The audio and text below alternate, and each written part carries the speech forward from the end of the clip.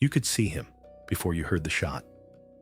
Perched on his balcony above the Płaszów concentration camp, Amon Göth would scan the yard below, rifle in hand, choosing his victims like a hunter surveying prey. The prisoners never knew when death would come, only that it often came from above, silent and sudden. This was no ordinary Nazi officer. Göth was a predator in uniform, a man whose sadism blurred the lines between command and cruelty. Born in Vienna in 1908 and indoctrinated into the Nazi ideology from a young age, Göth rose swiftly through the SS ranks. When he assumed control of Płaszów in 1943, the camp descended into a daily theater of horror. Executions were routine, torture, sport. His legacy of violence earned him the chilling nickname, the Butcher of Płaszów. Decades later, his monstrous acts would resurface in Schindler's List, where Ralph Fiennes portrayed him with unsettling precision.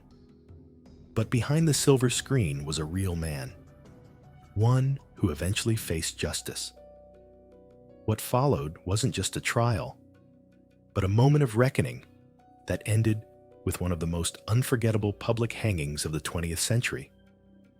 To say Amon Göth was cruel would be a grotesque understatement.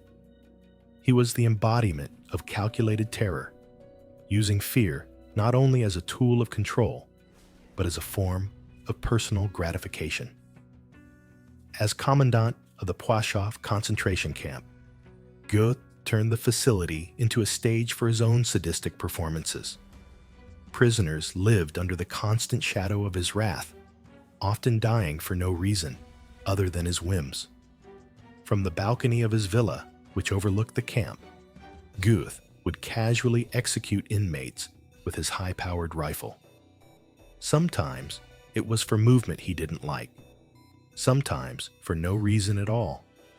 His victims never had names to him, just moving targets. It was rumored he kept a sniper scope beside his breakfast table so he could kill while eating. He trained his dogs to maul prisoners on command and found joy in watching them obey. Witnesses recalled how he once hanged several Jewish workers, slowly, publicly, to punish an act of minor resistance. In another incident, Göth ordered an entire group of inmates executed because one member had escaped. Collective punishment was a standard tactic in his rule. He was also known for his chilling presence. Survivor testimonies described the paralysis that gripped the camp when Göth's car pulled in. "When you saw Göth," one survivor said, "you saw death." His atrocities weren't isolated acts of evil. They were methodical and systematic. He oversaw mass shootings, coordinated deportations to death camps like Auschwitz, and ordered the exhumation and burning of thousands of corpses to hide evidence. His leadership at Płaszów was a microcosm of Nazi barbarism, amplified by his personal thirst for dominance. Yet despite the violence he wielded daily, Göth operated with impunity, until the fall of the Third Reich brought his crimes into the daylight and placed him squarely in the dock. The fall of Nazi Germany in 1945 marked the collapse of the brutal machinery that had protected men like Amon Göth.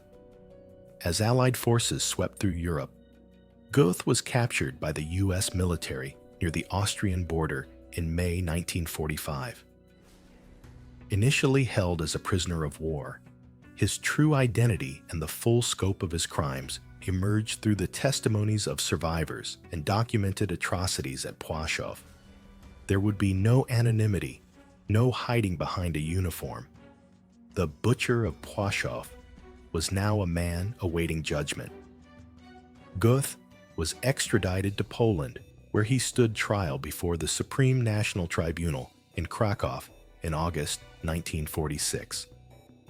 The charges against him were staggering: the mass murder of civilians, torture, and crimes against humanity. Witnesses, some of whom had barely survived his reign, took the stand, their voices trembling with emotion but firm with truth. They told stories of family members executed without cause, of beatings, starvation, and the unspeakable violence that Göth had unleashed upon innocent lives. His defense attempted to distance him from the killings, claiming he was simply following orders, but the evidence was overwhelming. Eyewitness accounts, Nazi records, and physical evidence from the camp dismantled any pretense of innocence. The tribunal found him guilty on all counts. On September 5, 1946, Amon Göth was sentenced to death by hanging. The court's decision was more than retribution. It was a symbolic moment of justice in a world still reeling from the Holocaust. Unlike many Nazis who disappeared into obscurity or evaded justice entirely, Göth was to face the very fate he had delivered to thousands, death. But his execution would not be hidden behind prison walls. It would be public, deliberate, and unforgettable. Friday, September 13th, 1946. Montelupich prison in Krakow was grimly prepared for the execution of one of history's most reviled men.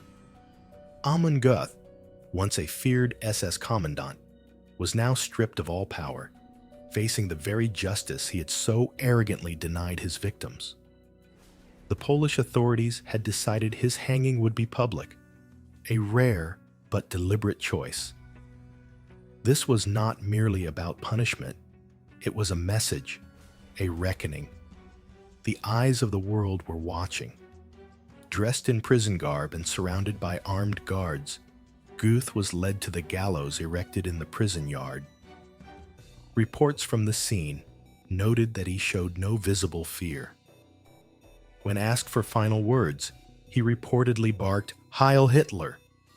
a chilling reminder of his unwavering allegiance to a regime that was already in ruins. What followed was nothing short of grim irony. The first attempt to hang him failed. The rope was too long. His body dropped, but his neck did not break. He was pulled back up. A second attempt also failed. Only on the third try did the execution succeed. The man who had orchestrated countless deaths with cold efficiency now faced a death that was clumsy, prolonged, and watched. To those who had survived his tyranny, it was a moment both surreal and deeply emotional. Justice had been served not in secret, but in the open, where the world could witness the fall of a monster. Photos and reports from the execution would later circulate globally, capturing the stark contrast between his former authority and his final humiliation. For many, Göth's hanging wasn't just the end of a man. It was the symbolic end of unchecked, state-sanctioned sadism. A single drop in the ocean of Holocaust justice, but a powerful one. With Amon Göth's body swinging lifeless on the gallows, a chapter of horror had closed. But the echoes of his cruelty would endure. His body was cremated shortly after the execution, and his ashes were scattered into the Vistula River. An unceremonious end for a man who once fancied himself untouchable. There would be no grave, no monument, no place of remembrance, only the memory of his crimes, etched into the testimonies of survivors and the historical record. Göth's legacy lived on in a different form, as a warning. In 1993, Steven Spielberg's Schindler's List brought his monstrosity back into the spotlight.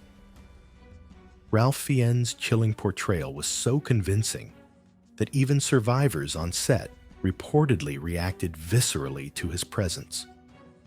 Through cinema, the world was reminded of what evil looks like when given authority, uniform, and a system designed to enable it.